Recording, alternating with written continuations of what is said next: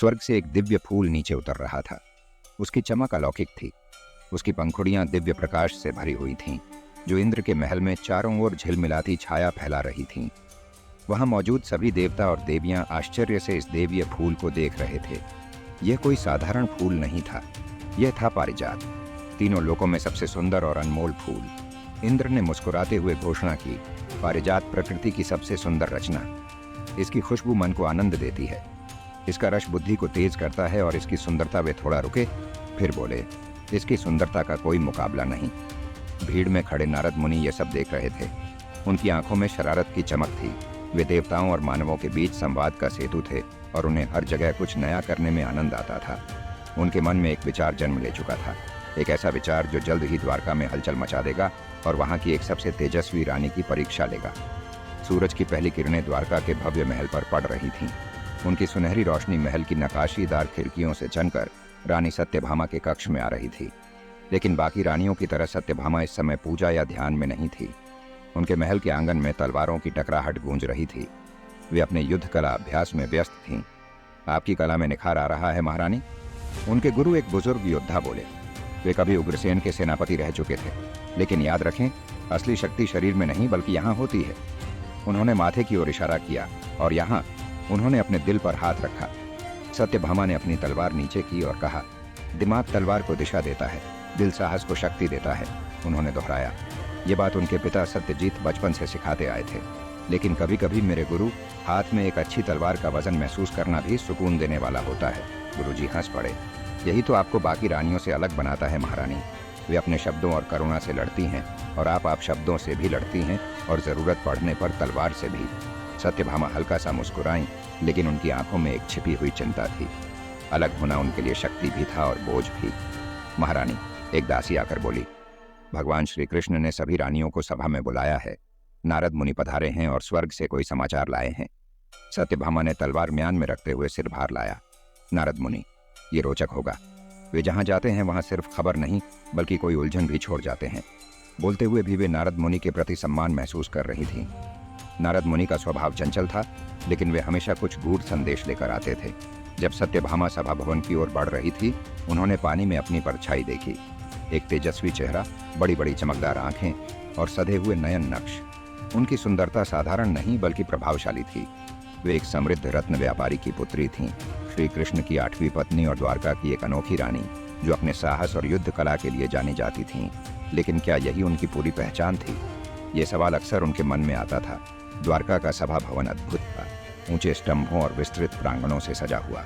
यह इतना विशाल था कि यहाँ देवताओं की भी सभा हो सकती थी। सत्यभामा जब अंदर पहुंची तो देखा कि श्री कृष्ण पहले ही सिंहासन पर विराजमान थे। उनके एक ओर उनकी पहली पत्नी रुक्मिणी बैठी थीं, जो सौम्यता और धैर्य की मूर्ति थीं। अन्य रानियां भी अपने स्थान पर विराजमान थीं। अब तो सभा पूरी हो गई, नारद मुनि ने मुस्कुराते हुए कहा। सीधी बात कीजिए मुनिवर, सत्यभामा बोली। आप द्वारका में सिर्फ कोई साधारण खबर देने नहीं आए होंगे। श्री कृष्ण ने हल्की मुस्कान के साथ सत्यभामा को देखा। वे जानते थे कि उनकी यह रानी हर बात को गहराई से सोचती हैं और बिना किसी संकोच के अपनी जिज्ञासा व्यक्त करती हैं। दरअसल महारानी, नारद मुनि ने अपने वीणा के तार छेड़े, मैं एक अनोखे खजाने की बात करने आया हूँ। ऐसे खजाने की जो देवताओं तक को मोहित कर देता है। इसके बाद उन्होंने पारिजात फूल के बारे में बताया। उन्होंने इसकी अद्भुत चमक, इसकी दिव्य सुगंध और इसके अमृत जैसे रस के बारे में वर्णन किया। कहते हैं, नारद मुनि ने नाटकीय अंदाज में कहा, कि जिस नारी के बालों में पारिजात का फूल सजेगा वह अपने पति की सबसे प्रिय बन जाएगी। सभा में हल्की सी बेचैनी छा गई। किसी ने कुछ नहीं कहा, लेकिन यह वाक्य अपने आप में बहुत कुछ कह गया था। रुक्मिणी अपनी सौम्यता में मुस्कुराकर बोली, नारद मुनि, आपका यह ज्ञान हमें बहुत रोचक लगा। हम आपके इस स्वर्गीय वृक्ष की कथा सुनकर आनंदित हुए। लेकिन सत्यभामा इतनी आसानी से बात टालने वालों में से नहीं थी।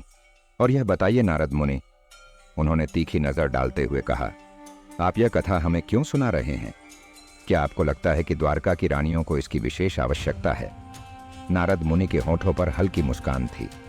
जाल बिछ चुका था और अब शिकार उसके चारों ओर घूम रहा था। उस रात सत्यभामा अपने महल के बगीचे में टहल रही थीं। श्री कृष्ण पहले से ही वहां खड़े थे। हवा में चमेली की हल्की खुशबू फैली हुई थी। नारद मुनि के जाने के बाद तुम चुप थीं, श्री कृष्ण ने कहा और उनके साथ कदम मिलाते हुए चलने लगे। मैं सोच रही थी, सत्यभामा ने जवाब दिया। सोचना खतरनाक होता है, ऐसा कुछ लोग कहते हैं, उन्होंने हल्के मजाक में कहा। सत्यभामा चाहकर भी मुस्कुरा दी।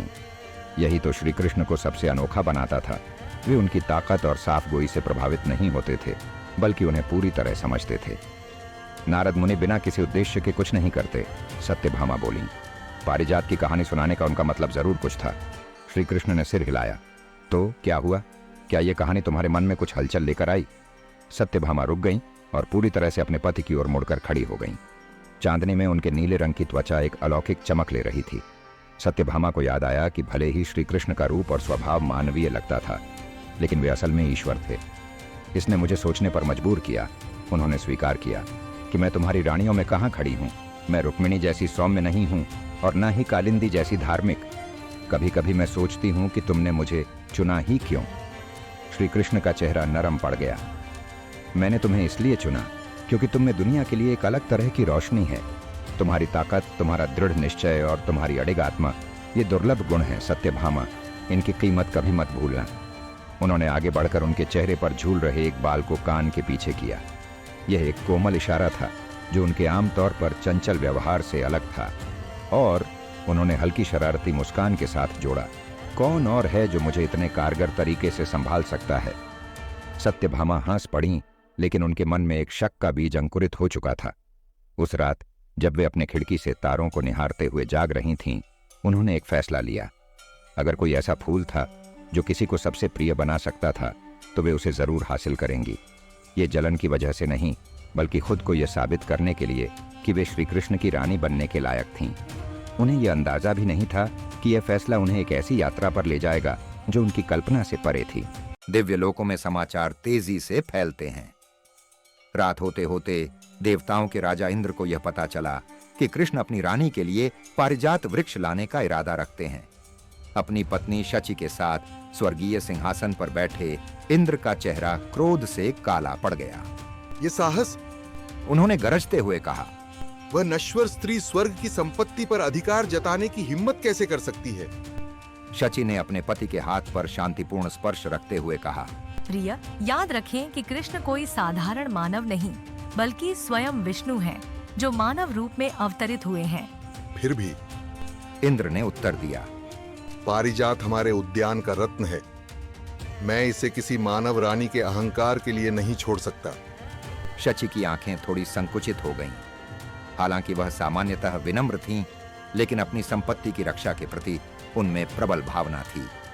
तो हम अपनी संपत्ति की रक्षा करेंगे। पूरे स्वर्ग में संदेश भेजो।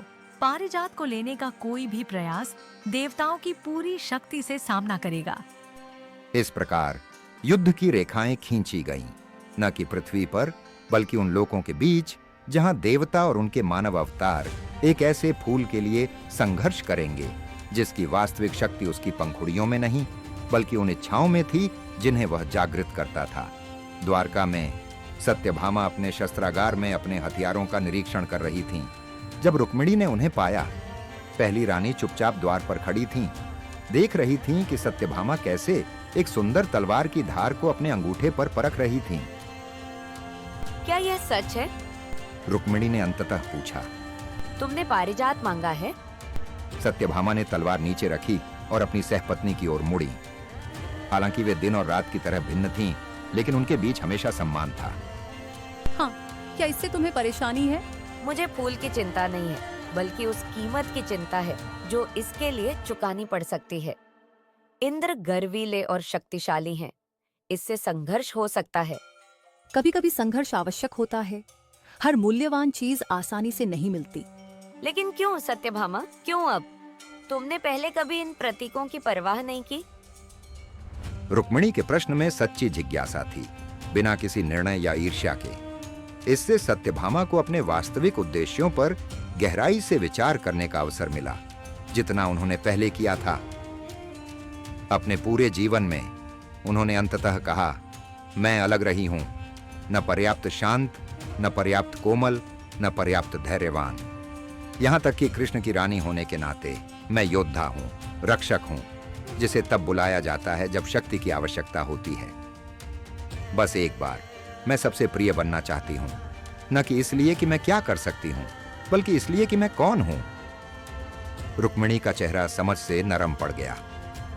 ओह मेरी बहन, उन्होंने कहा, उस स्नेहपूर्ण शब्द का उपयोग करते हुए जिसे वे शायद ही कभी व्यक्त करती थीं। क्या तुम सच में नहीं देखती? ये तुम्हारी यही विशेषताएं हैं जो तुम्हें पहले से ही प्रिय बनाती हैं। तुम्हारी शक्ति, तुम्हारा जुनून, तुम्हारी अटल निष्ठा, ये कमियां नहीं हैं जिन्हें दूर किया जाए, बल्कि तुम्हारी सुंदरता का सार है। सत्यभामा ने सिर हिलाया। सुंदर शब्द रुक्मिणी, लेकिन मैंने अपना निर्णय ले लिया है। पारिजात मेरा होगा।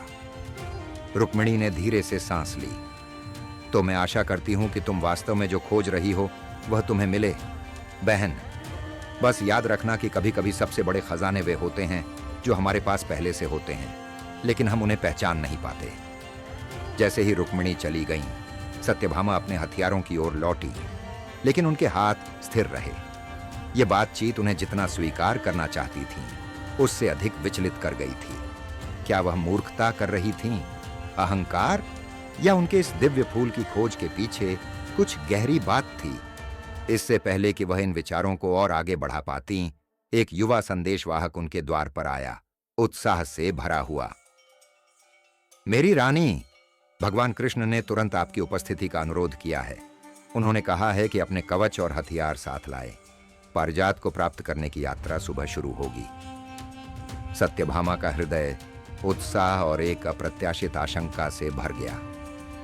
मेरे स्वामी से कहो कि मैं तैयार रहूंगी, उन्होंने उत्तर दिया, पहले से ही अपने सबसे उत्तम युद्ध उपकरण की ओर बढ़ते हुए। सुबह की लाल सुनहरी रोशनी के साथ सत्यभामा द्वारका के पूर्वी फाटक पर कृष्ण से मिली। उनके कवच पर उगते सूरज की किरणें चमक रही थीं, तलवार कमर से बंधी थी। उन्होंने देखा कि कृष्ण पैदल नहीं, बल्कि अपने अद्भुत पक्षीराज गरुड़ पर सवार आए हैं, जिसकी विशाल पंख फैलते ही सूरज ढक सकता था। तो आप वाकई तैयार हैं, सत्यभामा ने गरुड़ को निहारते हुए कहा। कृष्ण ने हाथ बढ़ाया। क्या तुम्हें शक था? चलो, स्वर्ग हमारा इंतजार कर रहा है और मुझे लगता है इंद्र को हमारी खबर लग चुकी है। सत्यभामा कृष्ण के पीछे गरुड़ की चौड़ी पीठ पर बैठ गईं। रोमांच की लहर दौड़ गई, पर साथ ही एक हल्की चिंता भी थी। क्या फूल पा लेने के बाद कुछ बदलेगा? सोच का समय नहीं था। गरुड़ ने पंख फड़फड़ाए और वे बादलों के बीच ऊंचाई पर उड़ने लगे। नीचे धरती हरे नीले धब्बों में बदलकर ओझल हो गई। वो देखो, कृष्ण ने ऊपर वाले बादलों से निकलते हुए इशारा किया। अमरावती, इंद्र की नगरी। सत्यभामा की सांस रुक सी गई। क्रिस्टल और सोने के ऊंचे मीनार, रत्न जड़े रास्ते और हर ओर दिव्य प्राणी। दृश्य स्वप्न जैसा था। कितना सुंदर है, वह फुसफुसाई। कृष्ण ने सावधान किया। सुंदरता अक्सर अपने खजाने की सख्त रखवाली करती है, तैयार रहना। उनके बोल खत्म ही हुए थे कि एक बिजली उनकी राह काट गई। गरुड़ ने झटके से मोड़ लिया और बिजली चमकी, रास्ते में चमकता जाल बन गया। इंद्र की चेतावनी, कृष्ण ने शांत स्वर में कहा। वह चाहता है हम लौट जाएं। सत्यभामा ने ठंडी सांस ली। मैं इतनी दूर डरकर वापस जाने नहीं आई। कृष्ण ने पीछे देखकर मुस्कुराया। मुझे पता था। गरुड़, आगे बढ़ो। गरुड़ ने जोर से चीख कर उत्तर दिया और बिजली के बीच से रास्ता बनाता हुआ अमरावती के उस बाग की ओर उड़ रहा, जहां अपार सुंदरता में पारिजात वृक्ष उनका इंतजार कर रहा था। जब गरुड़ उन्हें इंद्र के राज्य में और गहराई तक ले गया, तो विरोध और भी मजबूत हो गया। बादल काले हो गए और खतरनाक रूप में घूमने लगे। बारिश होने लगी, लेकिन यह धरती की मधुर बारिश नहीं थी, बल्कि इसकी बूंदें छोटे कंकड़ों की तरह तेजी से टकरा रही थीं। तेज हवा उनके चारों ओर चल रही थी, जो उन्हें आसमान से गिराने की कोशिश कर रही थी। इंद्र मौसम को काबू में करता है, कृष्ण तूफान के बीच चिल्लाकर बोले। वह हमें सीधी लड़ाई के बिना ही वापस भेजने की कोशिश कर रहा है। सत्यभामा ने तेज बारिश के बीच आंखें सिकोड़ी। क्या हम इसका सामना कर सकते हैं? जवाब में कृष्ण ने अपना हाथ उठाया और उनके चारों ओर की हवा गर्म हो गई। एक सुरक्षा कवच बन गया, जो बारिश को हटा रहा था और हवा को काट रहा था। हम कर सकते हैं, लेकिन यह केवल शुरुआत है। इंद्र अपना खजाना बिना सच्ची लड़ाई के नहीं देगा। वे आगे बढ़ते गए जब तक कि अमरावती के शानदार बगीचे नजर नहीं आए। रंगों और रोशनी का ऐसा नजारा जिसके सामने धरती के सबसे सुंदर बगीचे भी फीके लगते थे। और वहां बीच में एक अनोखा पेड़ खड़ा था, पारिजात, जिसका तना चिकना और चांदी जैसा था और जिसकी टहनियों पर ऐसे फूल थे जो अपनी खुद की मधुर रोशनी फैला रहे थे। लेकिन बगीचे के चारों ओर स्वर्गीय प्राणियों की सेना खड़ी थी, देव, इंद्र के स्वर्गीय सैनिक। उनके आगे खुद इंद्र खड़े थे, अपने दिव्य कवच में शानदार दिख रहे थे। उनके दाहिने हाथ में वज्र था। उनके पास उनकी पत्नी शची खड़ी थी, जिनकी सुंदरता उनके गुस्से से और भी बढ़ गई थी।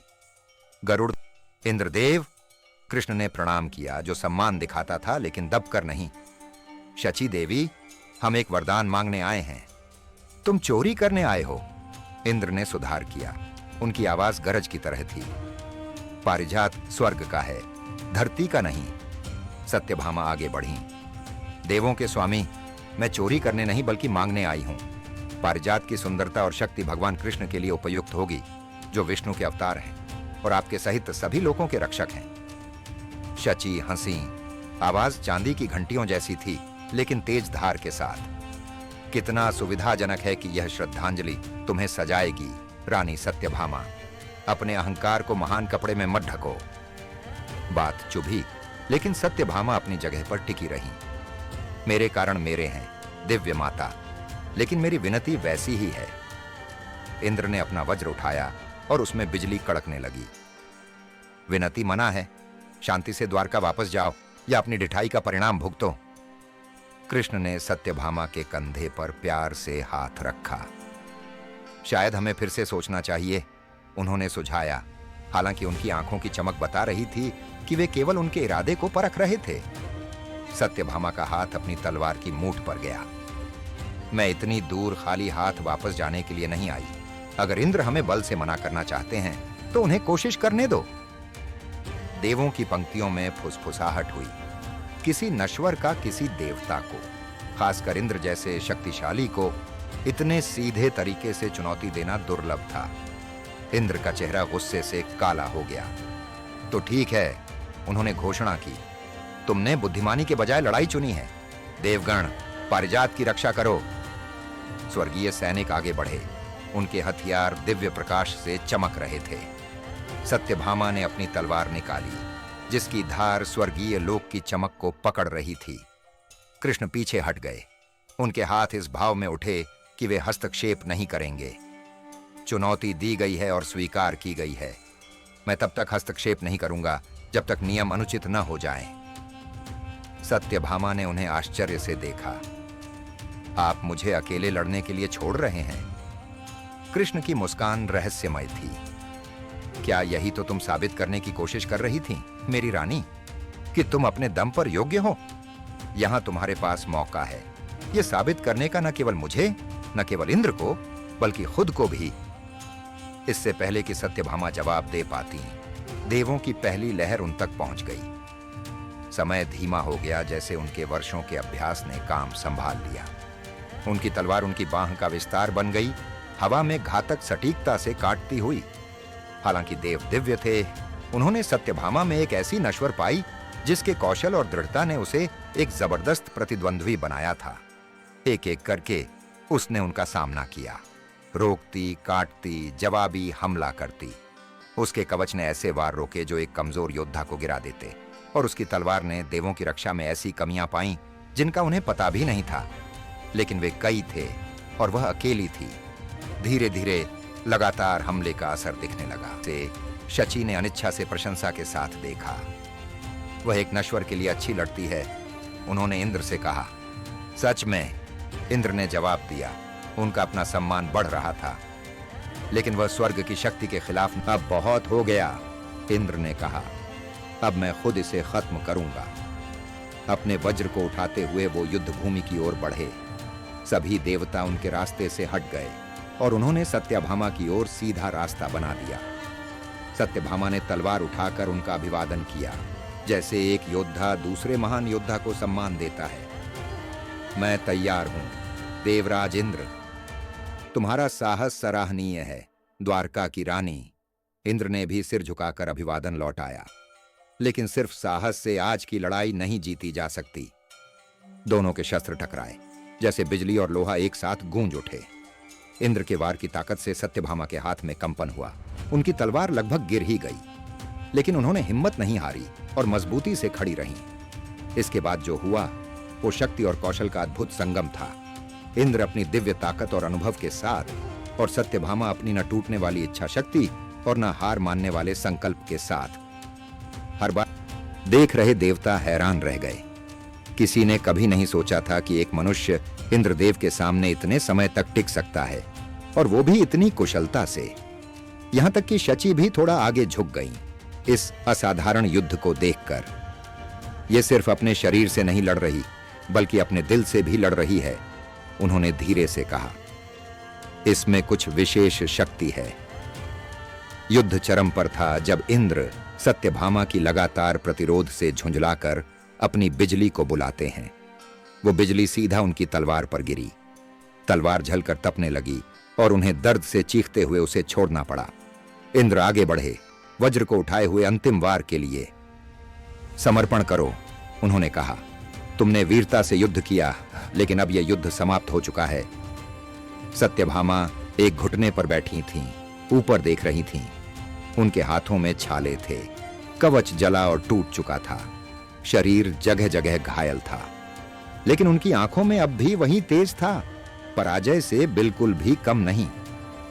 मैं समर्पण नहीं करूंगी, उन्होंने कहा, क्योंकि मैं उस चीज के लिए लड़ रही हूं जिसमें मेरा पूरा विश्वास है।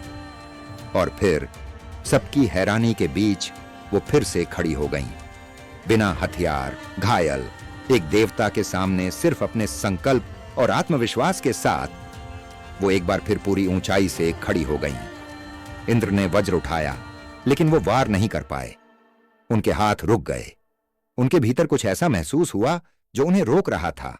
शायद सत्यभामा की आंखों में जो अडिग विश्वास था, उसने उन्हें सोचने पर मजबूर कर दिया। क्यों? उन्होंने पूछा। अब उनके शब्दों में गुस्से की जगह जिज्ञासा थी। एक फूल के लिए सब कुछ दांव पर लगाना, क्या यह सब सिर्फ घमंड के लिए है? यह घमंड नहीं है, सत्यभामा ने थके हुए लेकिन दृढ़ स्वर में कहा। मैं ये साबित करना चाहती हूं, दूसरों को नहीं, खुद को, कि मैं कृष्ण के साथ खड़े होने लायक हूं, कि मेरा अपना भी मूल्य है जो किसी उपहार या गहने से नहीं मापा जा सकता। पूरा युद्ध मैदान शांत हो गया। यहां तक कि कृष्ण, जो अब तक शांत और विश्वास से देख रहे थे, अब भी थोड़े भावुक से दिखे। शची आगे बढ़ी और अपने पति के पास खड़ी हो गईं। अब मैं समझ रही हूं, उन्होंने कहा और सत्यभामा को एक नई नजर से देखा। तुम सोचती हो कि पारिजात का फूल तुम्हें प्रिय बनाएगा, लेकिन तुम ये नहीं देख पा रही कि तुम्हारी यही भावना, ये ना हार मानने वाला हौसला तुम्हें पहले ही खास बना देता है।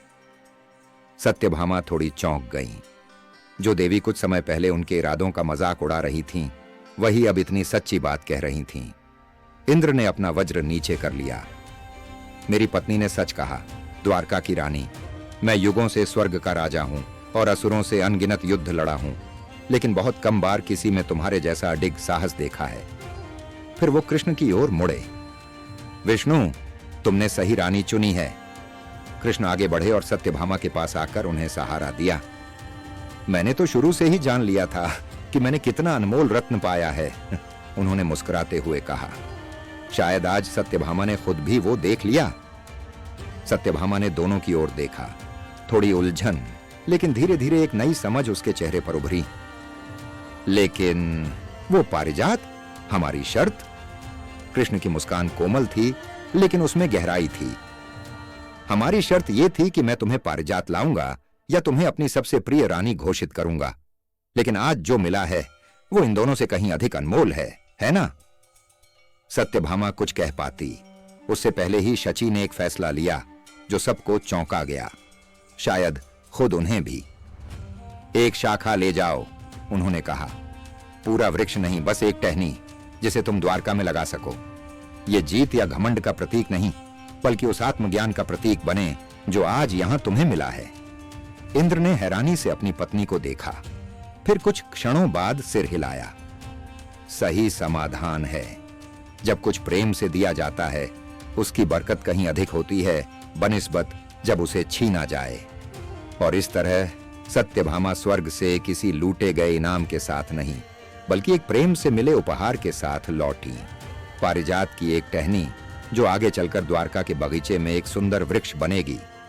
लेकिन उससे भी ज्यादा महत्वपूर्ण यह था कि सत्यभामा वहां से उस आत्म समझ के साथ लौटी जो उन्हें वहां आते वक्त नहीं थी, कि उनकी अपनी पहचान, उनका अपना मूल्य किसी बाहरी चीज से नहीं, बल्कि उनके अंदर की भावना और विश्वास से आता है।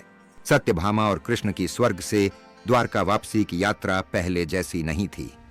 अब उनके साथ था पारिजात का एक टहनी, जिसे शची देवी ने अपने हाथों से दिव्य औषधियों से उपचारित किया था। सत्यभामा कृष्ण के पीछे गरुड़ पर बैठी थीं और पारिजात की टहनी एक क्रिस्टल के पात्र में सुरक्षित थी, जिसमें स्वर्गीय जल भरा हुआ था ताकि वह जीवित रह सके। बादलों से नीचे उतरते समय जब द्वारका का तट दिखाई देने लगा, सत्यभामा ने चुप्पी तोड़ी। आपको पहले से सब पता था, है ना? कृष्ण ने मुस्कुराते हुए पीछे देखा। क्या पता था मेरी रानी कि यह सब फूल के बारे में नहीं था, कि इंद्र विरोध करेगा, कि मुझे लड़ना पड़ेगा। आप जानते थे कि सब कुछ कैसे होगा। कृष्ण हंसे। मैं विष्णु का अवतार हूं, बहुत कुछ जानता हूं, लेकिन निर्णय हमेशा तुम्हारे थे। मैंने केवल अवसर प्रदान किया ताकि तुम खुद जान सको कि तुम्हें क्या सीखना है। सत्यभामा ने सिर हिलाया। एक साधारण बातचीत भी काफी होती। क्या वास्तव में? कृष्ण ने धीरे से पूछा। क्या केवल शब्दों से तुम वह समझ पाती जो तुम्हें अनुभव करना था? कभी कभी सबसे लंबी यात्रा सिर से दिल तक की होती है। वह इस पर कुछ नहीं कह सकी। उनके शब्दों की सच्चाई उनके दिल में बस गई। जब गरुड़ महल के प्रांगण में उतरा तो अन्य रानियां पहले से ही वहां थीं। चिंता उनके चेहरों पर स्पष्ट थी। रुक्मिणी सबसे पहले आगे बढ़ी। उनकी राहत स्पष्ट थी जब उन्होंने दोनों को सुरक्षित देखा। क्या आप विजयी होकर लौटे हैं? उन्होंने पारिजात की टहनी की ओर देखते हुए पूछा। हम अब अधिक समझदार होकर लौटे हैं, सत्यभामा ने उत्तर दिया। शाम तक सत्यभामा की इंद्र के साथ लड़ाई की कहानी पूरे द्वारका में फैल गई थी। हर कोई उनकी बहादुरी और कौशल की प्रशंसा कर रहा था, लेकिन सत्यभामा को यह ध्यान असहज लगा, क्योंकि वह जानती थी कि असली जीत आंतरिक थी, जिसे कोई सार्वजनिक प्रशंसा नहीं पकड़ सकती।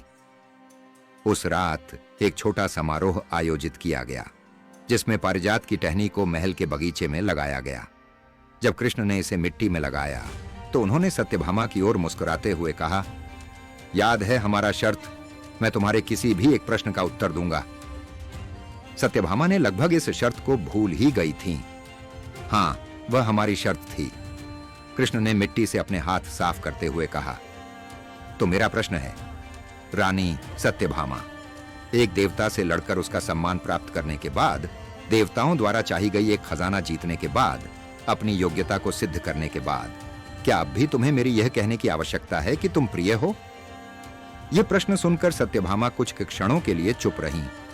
फिर उन्होंने पारिजात की टहनी की ओर देखा, जो अब एक साधारण सी लग रही थी, लेकिन भविष्य में वह कुछ महान बनने वाली थी।